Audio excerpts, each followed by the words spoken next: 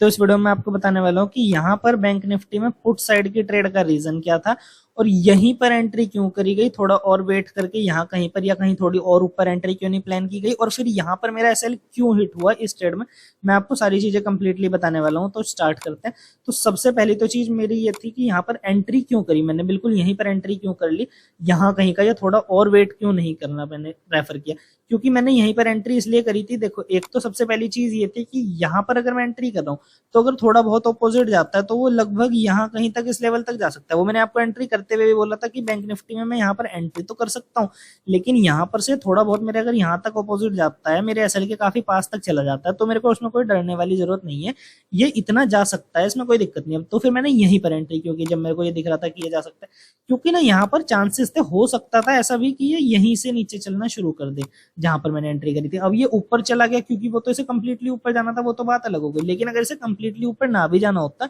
तो भी ऐसा हो सकता था कि ये कहीं ना कहीं थोड़ा सा मेरे एसएल के काफी पास तक चला जाए, लेकिन उसमें मेरे को ना कोई दिक्कत नहीं थी, क्योंकि अगर ये इतने ऊपर जाएगा भी तो भी मेरे रिस्क रिवॉर्ड से मैनेज हो जाएगा। और दूसरा, अगर जहां पे मैं एंट्री कर रहा हूँ वहां से चलना शुरू करे तो मेरे टारगेट तक जो है वो इजिली अचीवेबल है, अगर यहाँ से नीचे डाउन साइड के लिए चलना शुरू करें।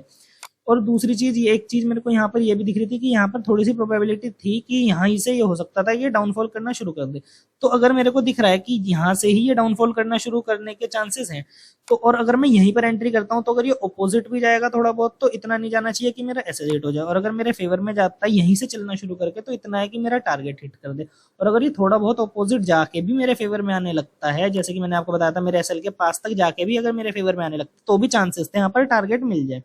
तो इसलिए मैंने यहीं कहीं पर एंट्री करनी प्रेफर करी थी। अब दूसरी चीज के बारे में बात करते हैं जो कि मेन चीज है कि यहाँ पर हमारा एसएल क्यों हिट हुआ और यहाँ पर ऐसा क्या हुआ। तो यहाँ पर हमारा एसएल हिट होने का रीजन मैं आपको बताता हूँ। आपको मैंने जैसे कि बताया था परसों बैंक निफ्टी के चार्ट में क्या हुआ था, आप सबसे पहले यहाँ पर परसों का चार्ट देखिए हमारा आज एसएल क्यों हुआ वो समझने के लिए। तो जो परसों का चार्ट था उसमें क्या था, बैंक निफ्टी ने क्या करा, क्लोजिंग प्राइस से एग्जैक्ट सपोर्ट ली और उसके बाद एक वी शेप रिकवरी कर दी कंटिन्यू। तो अब ये चीज देखते हुए परसों जो चार्ट बना था उसके अकॉर्डिंग मैंने आपको क्या बताया था, कल जब हम काम करना था तो कल के लिए मैंने आपको बताया था कि कल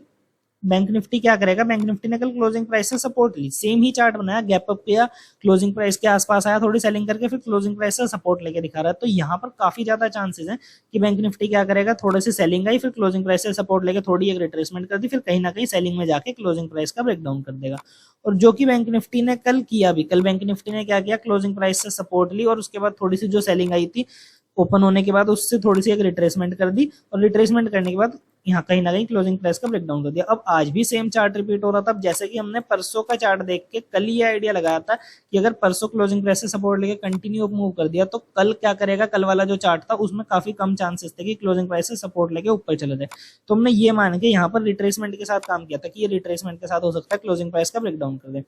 तो अब वैसे ही आज के चार्ट में जैसे कि कल भी गैप अप ओपन हुआ था, आज भी गैप अप ओपन हुआ और कल कहीं ना कहीं क्लोजिंग प्राइस से सपोर्ट लेके क्लोजिंग प्राइस की ब्रेकडाउन कर दी। तो आज भी ऐसा ही चार्ट बना, आज भी गैप अप ओपन हुआ, क्लोजिंग प्राइस के आसपास था, क्लोजिंग प्राइस से सपोर्ट ली। तो आज यहाँ पर वही था, काफी ज्यादा चांसेस थे कि कल वाला चार्ट रिपीट ना करे। तो वही बैंक निफ्टी ने किया कि सेलिंग आई, क्लोजिंग प्राइस के आसपास से सपोर्ट लेके कंटिन्यू अप मूव कर दिया, कोई यहाँ पर क्लोजिंग प्राइस का ब्रेकडाउन नहीं किया, क्योंकि बैंक निफ्टी ने कल क्लोजिंग प्राइस से सपोर्ट ली थी और गैप अप भी था और क्लोजिंग प्राइस से सपोर्ट लेके कल क्लोजिंग प्राइस का ब्रेकडाउन किया था। तो आज काफी ज्यादा चांसेस थे कि बैंक निफ्टी चार्ट ना रिपीट करे, क्योंकि चार्ट रिपीट मोस्टली नहीं होता, 10 में से कभी 2 बार आपको हो सकता है ऐसा देखने को मिले कि चार्ट रिपीट हो, बट वैसे मोस्टली ऐसा नहीं होता। तो अब मैंने यहाँ पर पुट साइड की एंट्री क्यों करी, क्या मेरा ये ध्यान नहीं रहा था कि यहाँ पर चार्ट रिपीट हो रहा है? तो ऐसा नहीं है, मेरे को यहाँ पर क्लियरली ध्यान था कि यहाँ पर चार्ट रिपीट हो रहा है, बट मैंने फिर भी यहाँ पर एंट्री करनी इसलिए प्रेफर करी थी क्योंकि मेरे को यहाँ पर थोड़ा सा कन्विक्शन डाउन साइड का ज्यादा आ रहा था। उसके एक दो रीजंस भी थे, क्योंकि एक तो मैं इस चार्ट के अकॉर्डिंग थोड़ा सा चलना चाह रहा था,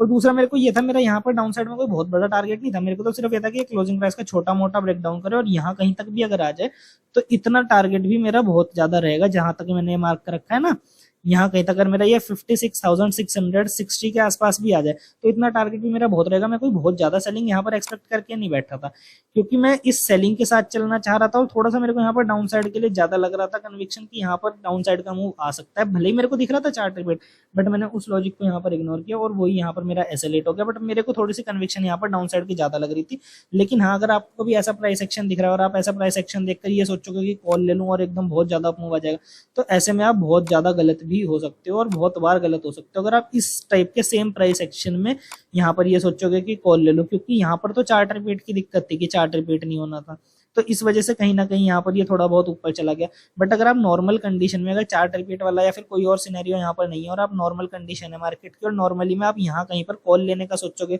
और ये सोचोगे कि ये कंटिन्यू जैसा मूव इसने अब किया है, जैसा अपसाइड मूव इसने इतना बड़ा आज किया है, वैसा ही ये रेगुलर कर देगा, तो आप यहाँ पर ऐसे में बहुत ज्यादा गलत भी हो सकते हो। तो ऐसी सिचुएशन में आप सोच समझ के काम करना अगर आप कॉल लेना चाहते हो तो आज के लिए मैंने इतना ही, मैंने आपको यहाँ पर सारा समझा दिया, ट्रेड क्यों ली थी और एंट्री पॉइंट कैसे चूज किया था और क्यों हमारा ऐसे हुआ, सारा कुछ समझा दिया। तो आज के लिए इतना ही।